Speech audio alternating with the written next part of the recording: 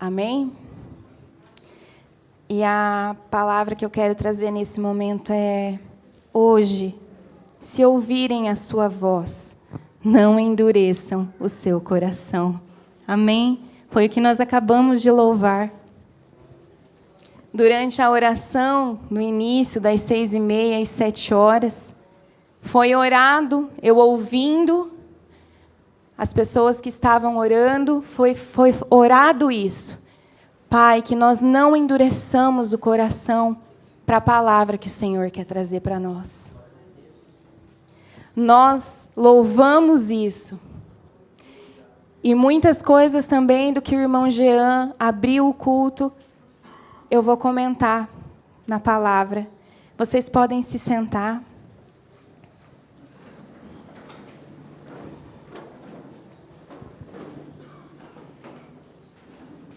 Deixa eu me organizar aqui. Vou ter que diminuir o tamanho do meu caderno. Ou eu vou poder ser abençoada com um iPad, alguma coisa assim, né?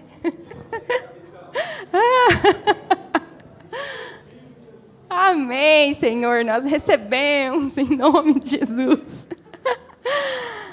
Amados, o título da ministração é: Jesus é o suficiente? Jesus tem sido suficiente para você? Para mim? Eu me perguntei: Jesus é suficiente? Lu, tem sido suficiente? E nessa introdução aqui do livro de Hebreus, hoje, se ouvirem a sua voz, não endureçam o seu coração. Amados, a gente tem vivido um tempo no Evangelho onde a gente precisa estar mais do que nunca conectado com o Senhor, porque para nós termos discernimento. Porque com o avanço da tecnologia, e é uma bênção, a tecnologia usada da maneira correta, ela é uma bênção. Porém, se ela não for usada da maneira correta, ela pode nos colocar em apuros se nós não tivermos discernimento. E a palavra diz que nós temos que conhecê-la para que a gente não seja levado de um lado para o outro por ventos de doutrinas. E hoje eu gosto muito, eu acompanho, me abençoa muito, ministrações pela internet, preletores. Mas o Senhor tem me atentado de pessoas que eu ouvia há muito tempo, há muitos anos, porém que estão se desvirtuando e trazendo palavras do evangelho coach. Porque você é amado, porque você é mais que vencedor, porque você pode, porque você é o centro do evangelho de Deus. Amados, nós somos amados. Em Cristo Jesus nós somos mais que vencedores. Deus, ele é amor, sim, mas ele também é fogo consumidor. Ele também é o Senhor dos exércitos. Ele também é justo juiz. E nós temos que ter esse cuidado para nós não irmos para esses extremos. O extremo da legalidade, que não, tudo bem, Jesus te ama, ele te perdoa, está tudo lindo. E quanta gente a gente está vendo que está indo para o inferno por essas mentiras. E também a gente tem que ter cuidado para não ir para o outro extremo, de ficar apontando o dedo, de ser juiz, e de cair na ignorância, na religiosidade. Então, é um tempo que nós realmente temos que ter muito discernimento, porque às vezes a gente vem buscar o Senhor só porque a gente quer uma palavra que traga um refrigério para o nosso coração, que traga um consolo para nós, que dê uma palavra de incentivo. Amém, ele tem refrigério, ele tem incentivo, ele tem renovo. Mas não é só isso. Ele também tem exortação para nós. E às vezes nós estamos nos comportando, sabe quando as crianças, a gente dá uma orientação, não pode fazer isso. E aí eles olham bem safadinho, de canto de olho assim, tipo, eu vou continuar fazendo, porque o meu pai e minha mãe não vai fazer nada mesmo. Só que tem um dia que a gente faz. E não deveria né? Nem deixar se alongar isso. E o Senhor, às vezes, Ele tem falado uma vez, Ele tem falado duas. Ele tem usado pessoas, Ele tem usado a palavra, Ele tem usado situações. E a gente está igual essas crianças marotas. Depois eu me acerto com Deus. A gente tem endurecido o nosso coração quando a gente ouve uma palavra que dá um afago para o nosso ego. É tudo lindo. Agora, quando vem uma palavra de correção, a gente endurece o coração. A gente fecha, a gente não quer ouvir. Como se a gente fosse a última bolacha do pacote, o gás da coca. Não, eu estou aqui, ó. Eu não preciso. Imagina eu, o alecrim dourado do campo. Amados, a gente precisa estar com esse coração disposto, quebrantado, obediente. Não ficar buscando o Senhor só porque pelo que Ele pode nos oferecer.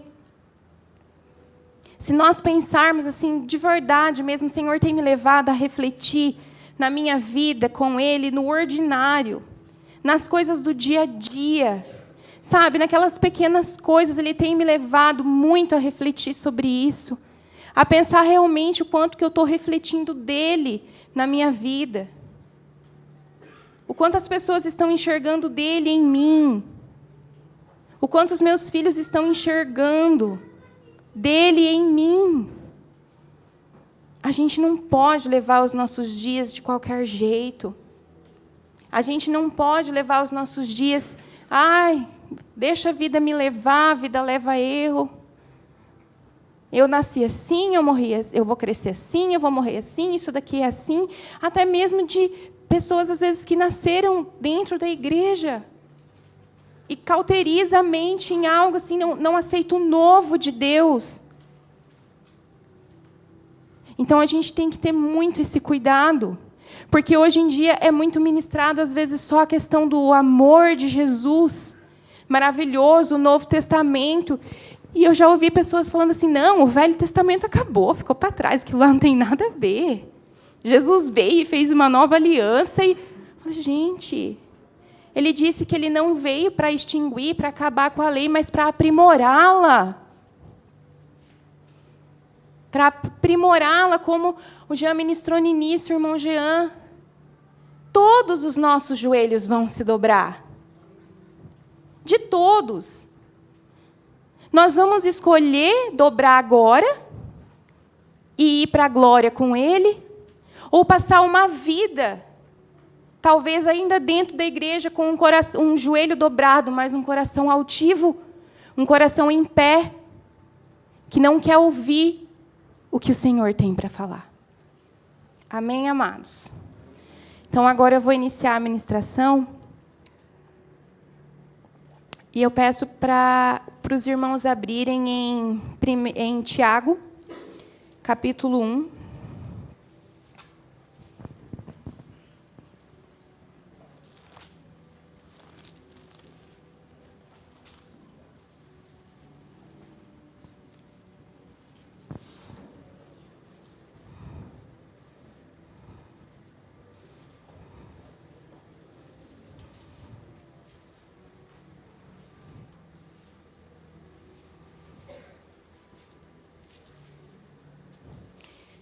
Tiago, capítulo 1, versículo 13.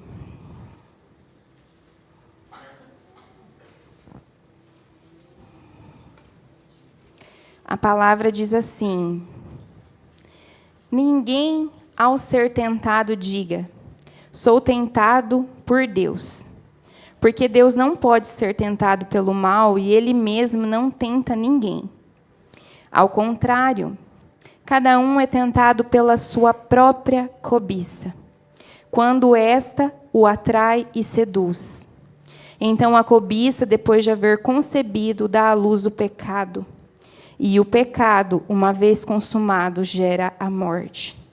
Vamos seguir só um pouquinho adiante, ali no capítulo 4 de Tiago mesmo.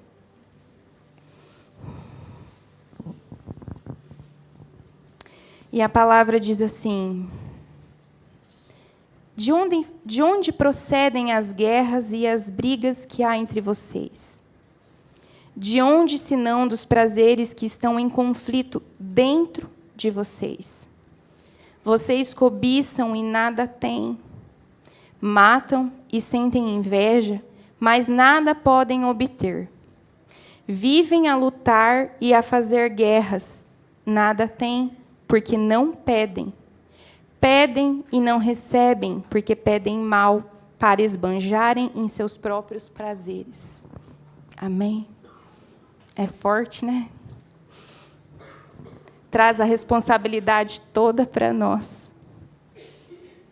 Leva a refletir inteiramente. Ali fala, né? Cada um é tentado pela sua própria cobiça.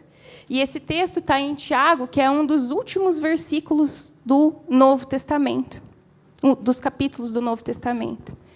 Mas o Senhor, Ele nos orienta, nos alerta sobre a cobiça desde o Éden, desde Gênesis, desde lá. Vamos abrir lá em Gênesis? Gênesis capítulo 3.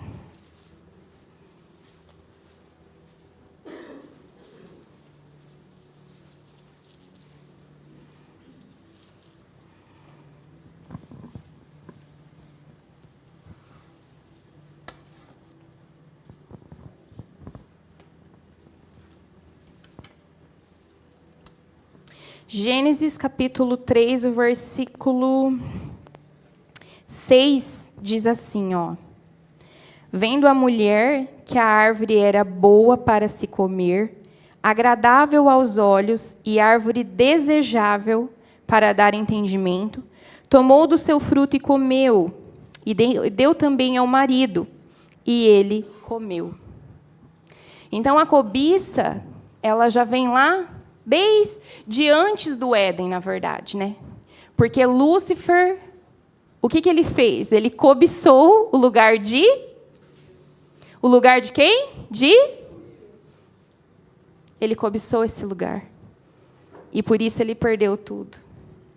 E aqui, cobiça, eu fui procurar porque eu gosto muito de entender o significado das palavras. O que isso aqui está querendo dizer? E cobiça diz assim, ó, é um desejo ardente. É aquela coisa que quando a gente vê, assim, a gente tem aquele desejo, sabe, que consome. Não é só uma vontadezinha. É um desejo. É algo que fica ali martelando na nossa mente constantemente, dia após dia, que a gente anseia por aquilo ali. E Eva, ali diz que ela olhou para a árvore, e ela achou que a árvore era boa de se comer, agradável aos olhos, árvore desejável. O que será que faltava para Eva? Ela estava no Éden, no paraíso. Ela tinha um marido que era só dela. Cuidava dos bichinhos, daquela natureza. Eu fico imaginando quando a gente passa perto de um mato, assim, que vem aquele ar, sabe, aquele ar diferenciado. Eu fico sempre pensando, nossa, como será que devia ser o ar do Éden? O que faltou para ela cobiçar a única coisa que ela não podia ter? E, além disso, a gente tem que ficar atento, porque ele diz, né, a cobiça é algo que está dentro de nós. A gente pode falar assim, tá, mas por que Deus falou para ela? Parece assim, que Deus estava tentando ela. Que ele colocou só uma árvore lá no meio que ela não podia. Gente, ele deu todo o resto. Era só uma que estava lá. Que ele falou, essa aqui não. Não é. E a gente tem que estar muito atento, não só com a cobiça do nosso coração, mas com a cobiça das pessoas que estão ao nosso redor. A cobiça de Eva parou nela? Não. A cobiça de Eva passou para o marido dela. E os dois comeram. E a cobiça dela, o pecado deles, gerou morte, que é o que diz lá em Tiago. Que a cobiça, depois de concebida, gera o pecado, e o pecado gera morte. E ali gerou uma morte não só, uma morte espiritual, mas não parou ali. E antes disso, eu quero abrir só um parênteses aqui, sobre a questão da cobiça nossa, que pode haver, e a cobiça das pessoas que estão ao nosso redor. A gente tem vários exemplos na palavra. Aonde a cobiça leva as pessoas, aonde levou as pessoas. Ló é um exemplo. Ele estava com Abraão, a bênção de Deus estava sobre Abraão. Chegou um momento que eles não podiam mais ficar juntos. Abraão, sabendo que a bênção não estava no lugar que eles estavam, mas estava porque Deus estava naquele lugar. Disse para Ló, você pode escolher. Se você for para a direita, eu vou para a esquerda. Se você for para a esquerda, eu vou para a direita. E a cobiça de Ló, ele olhou e se ele tivesse honrado o tio e falado, não, tudo que eu tenho veio por ti, porque a bênção do Senhor está contigo, e eu fui abençoado. Aqui a gente vê o princípio de honra sendo quebrado, porque ele poderia ter falado assim, tio, essa decisão não é minha, é sua, escolha você. Se você quiser ir para a direita, eu vou para a esquerda. Mas ele olhou as campinas, viu que elas eram agradáveis aos olhos, desejáveis aos olhos, assim como Eva, e ele foi.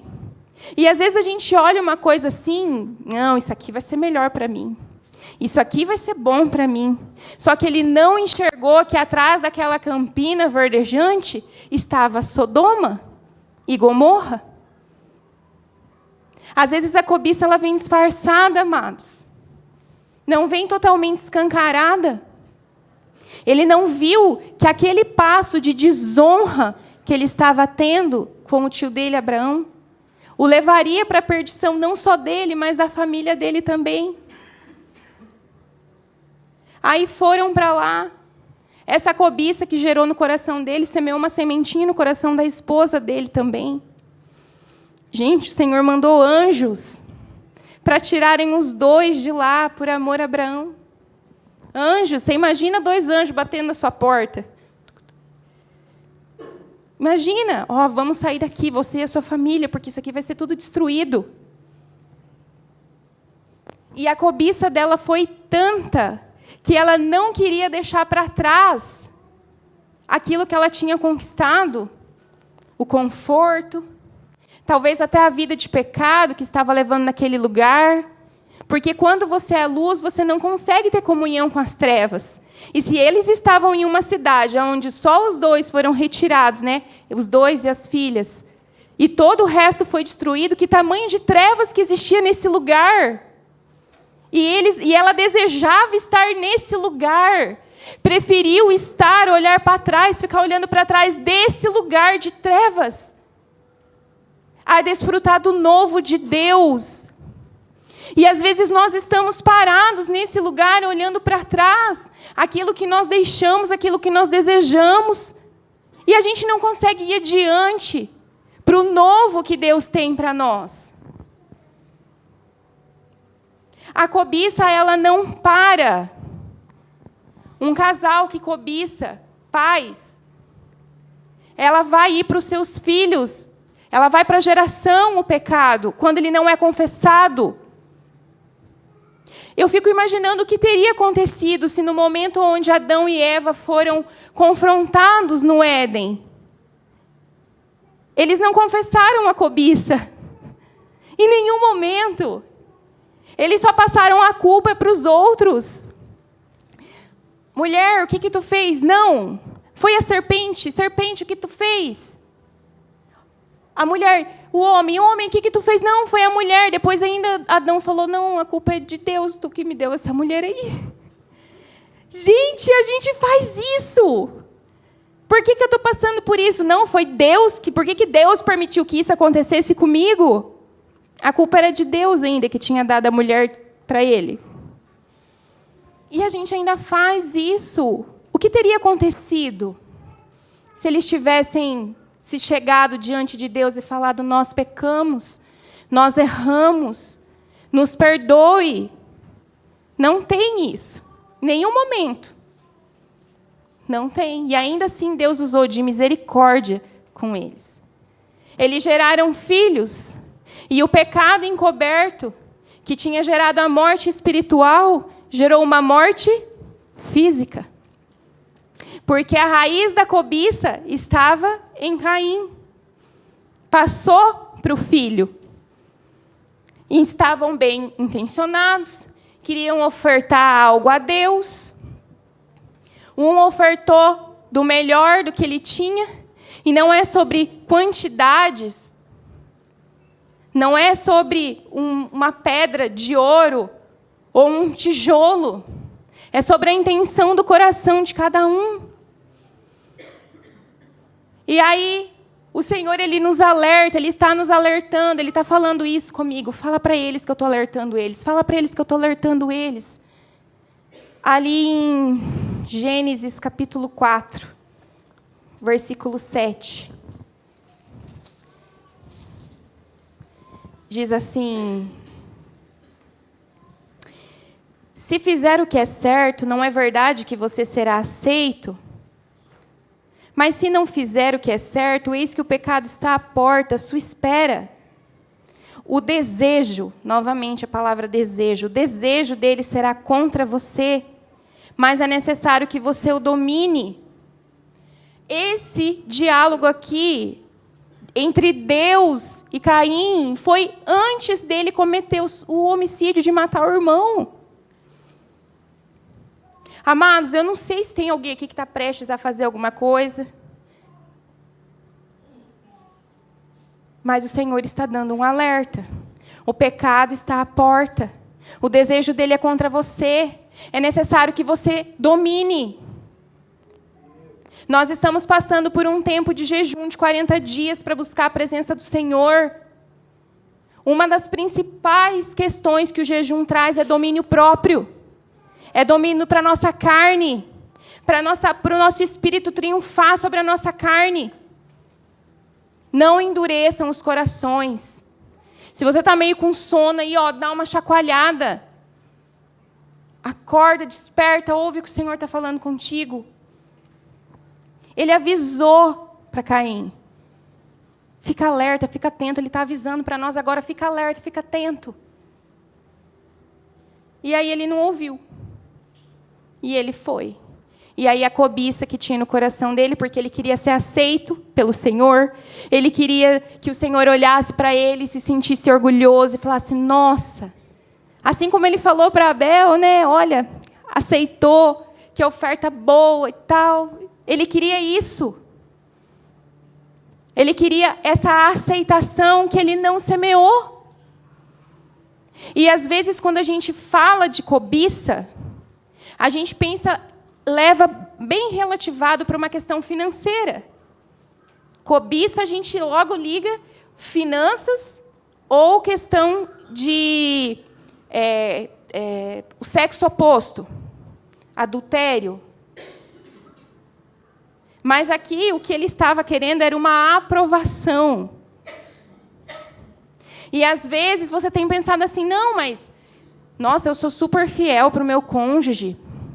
Eu não tenho coragem de olhar para ninguém. Isso nem passa pela minha cabeça. Amém. Não, eu sou bem feliz que a minha área financeira está tudo certo. Amém. Mas, às vezes, existem outras cobiças dentro do nosso coração. Outras cobiças, e elas têm raízes que nós precisamos apresentar ao Senhor. Eu tinha uma cobiça por relacionamentos. Parece estranho, né? Mas eu tinha uma carência por relacionamentos. Como eu passei muitos anos por uma questão de falta de pertencimento e muitos fatos sobre rejeição, então eu queria muito ter amigos. Eu queria muito essa parte, eu tinha uma coisa assim que era mais forte do que eu desejava muito essa questão de pertencimento. E era cobiça. Era uma cobiça. E o Senhor me tratou, e o Senhor me curou disso. E hoje, se tem alguém, eu estou bem. E se não tem, eu estou bem, porque Ele está comigo. E está tudo bem. Mas, amados, a gente precisa estar ligado nessas coisas. Porque tem muitas coisas que nós vivemos que têm raízes em nosso coração e a gente não consegue sair daquilo. E às vezes é algo sobre cobiça, a gente precisa apresentar para o Senhor, trazer qual é a raiz. E ali na sequência, ali um pouquinho antes, no versículo 6, o Senhor fala assim para ele: por que você anda irritado? E por que essa cara fechada? Vocês imaginam o Senhor perguntando? Imagina aquele dia que você levanta bem com a cara bem azeda assim. Viu, por que tu está irritado? Por que você anda com essa cara fechada aí? O que está acontecendo? Gente, o Senhor estava levando ele a refletir dentro dele mesmo, que era o que Jesus fazia, né? Ele fazia umas perguntas, sim, até hoje ele faz, né? Então, mas leva a gente a refletir, o que está acontecendo aqui dentro do meu coração? Por que eu estou tendo essa atitude? O que está acontecendo comigo? Qual é a motivação? Da onde que vem isso? Ele colocou Caim para refletir, viu? Por que tu está irritado? Por que tu está angustiado? Por que você está triste? Por que você está nervoso, nervosa? O que está acontecendo? Era só ele ter falado. E ainda ele nem falou nada. E aí, na sequência, né, nós lemos, ele disse assim, se você fizer o que é certo, Deus deu a solução para ele.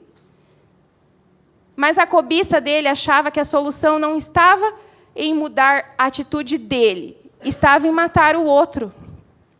Então, às vezes, as nossas cobiças acham que é mais fácil a gente matar um relacionamento, a gente matar o outro. E isso, às vezes, não é fisicamente, né? Glória a Deus. Ainda bem, né, João? Mas, às vezes, a gente mata o outro com palavras. A gente mata o outro com atitudes. E se a gente for parar bem para pensar, por que tem aquela pessoa que nunca nem me fez nada e eu nem olho na cara dela? E eu nem cumprimento? O Senhor está levando a gente a refletir, por que você faz isso? Qual é a raiz disso? E o que a cobiça faz, então? Ela nos deixa descontentes, irritados, bravos, amargos. Vamos lá para Hebreus 13, 5.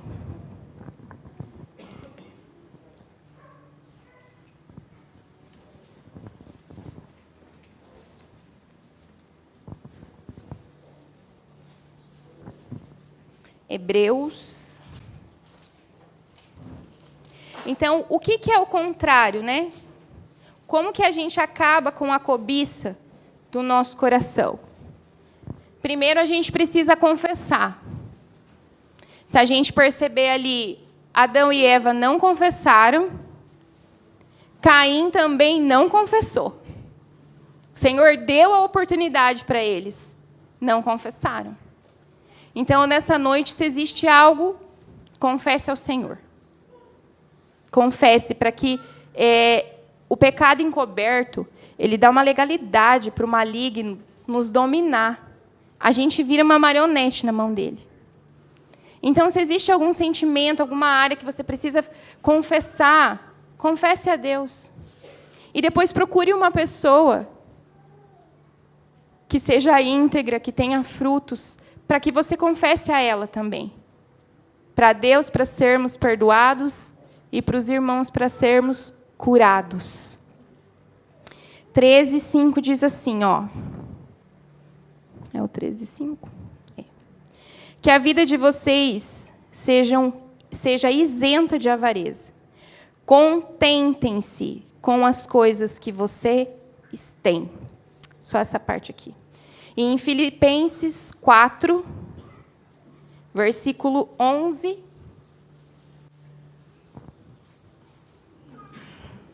A gente já está indo para o final. Filipenses 4, 11. Vai ser o 11, o 12 e o 13.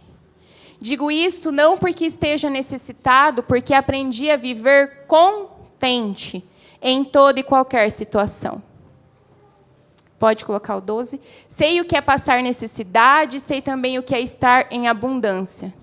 Aprendi o segredo de toda e qualquer circunstância, tanto de estar alimentado, como também de ter fome, tanto de ter abundância, como também de passar necessidade. Até aqui. Amados, um coração aonde a cobiça gera, vive, não é um coração contente. Não é um coração agradecido, feliz. Contentamento quer dizer assim, ó, satisfeito. E isso não quer dizer, amados, que nós não podemos ter sonhos de progredir, de evoluir. Não é sobre isso. Mas esses sonhos vão te levar mais perto de Deus? Os sonhos que você tem tido em seu coração, o desejo que você tem tido em seu coração, esse é um termômetro. Esses sonhos, eles estão te levando para mais perto de Deus, ou eles estão te afastando do propósito que o Senhor tem para a sua vida? Ali, Paulo diz que ele aprendeu. Nós temos que aprender. Mas, às vezes, nós queremos coisas e nós não estamos exercendo a mordomia com o que o Senhor já nos deu. E nós estamos quebrando um princípio. Às vezes, nós queremos uma casa de um modo diferente da que nós já temos, mas a gente olha para aquela casa e a gente só murmura dela. Ah, porque esse piso é uma droga, porque esse banheiro é muito pequeno, porque eu queria isso, porque eu queria aquilo. Às vezes a gente quer um carro, mas você não está sendo zeloso nem com o que você tem. Ou se você não tem um carro, tem uma bicicleta, não cuida nem da bicicleta. Não lava a bicicleta, não cuida dela, mas quer um carro. Às vezes você quer um marido diferente, mas você não cuida nem do marido que você tem. Oh, Deus, Jeová! Não precisa se revelar agora, é só para o Senhor depois. Mas gente. Às vezes a gente, né? A gente trabalha com muitas mulheres ali, né? Eu tenho os grupos ali, onde eu estou como líder delas, e os aconselhamentos. E aí elas vêm, ai, não, porque o meu marido, eu queria que fosse assim, que fosse assim, que fosse assim, igual o marido da fulana, que faz isso, que faz aquilo. Falou, amada, quem que escolheu o seu marido? Cuida desse homem, abençoa esse homem. Lança palavras de vida na vida desse homem. Se ele é um grosso, vai passar a camisa e fala, esse homem é uma bênção. Porque da boca dele só sai palavra bonita para mim ouvir. Às vezes você quer uma mulher que cozinha lindo, mas não fala um elogio para as coisas que ela já está fazendo, mesmo que seja umas gororoba. Amada, abençoa. Fala, eu abençoo. Ela está lá no fogão, Senhor. Tudo que ela vai colocar a mão vai sair bem feito. Amém, Jesus. Vai sair bem feito, vai ser um manjar.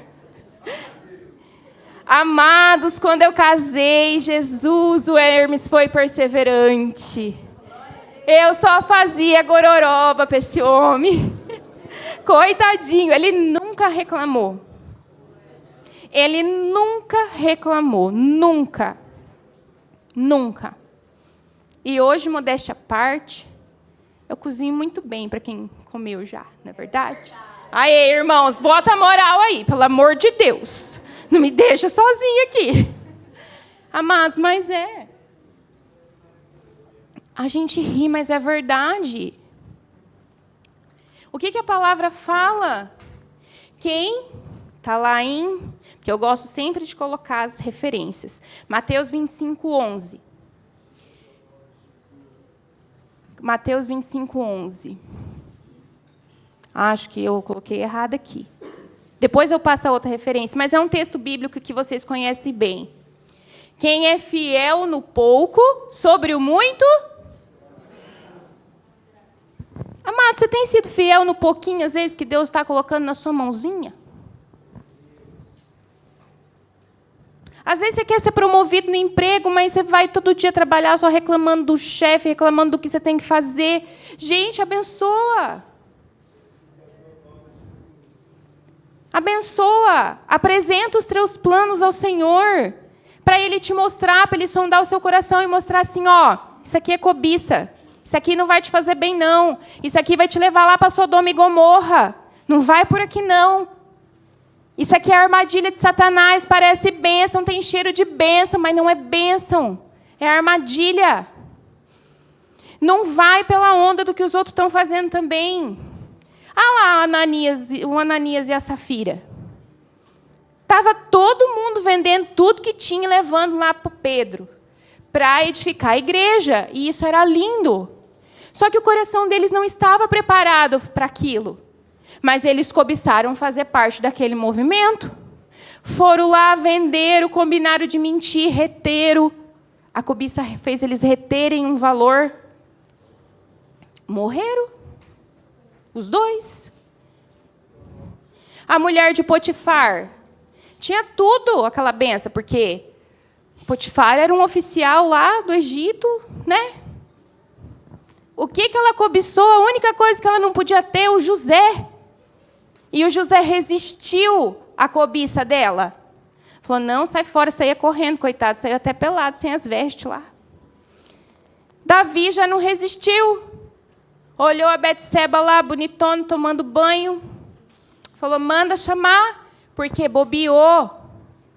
Porque o maligno jaz ao nosso derredor, procurando só uma oportunidade para nos devorar.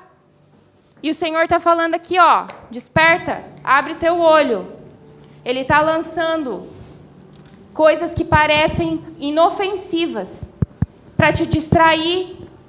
Às vezes a cobiça está te levando a dobrar o seu horário de trabalho. Não, porque eu quero uma casa assim, é o melhor para a minha família, então eu vou trabalhar de manhã, de tarde, de noite.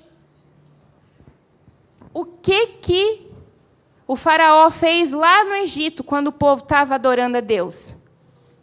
Vamos tacar trabalho neles, porque se a gente der bastante trabalho, eles não vão ter tempo para adorar.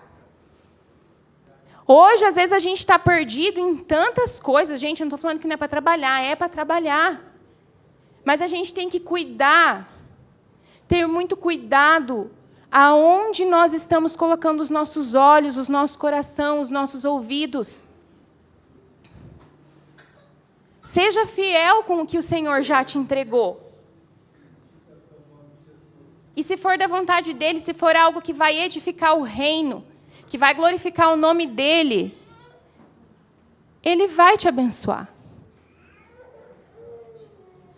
E aí eu te pergunto novamente, se você pensar em todos os desejos que você tem no seu coração, se o Senhor não te conceder nenhum deles, Jesus é suficiente?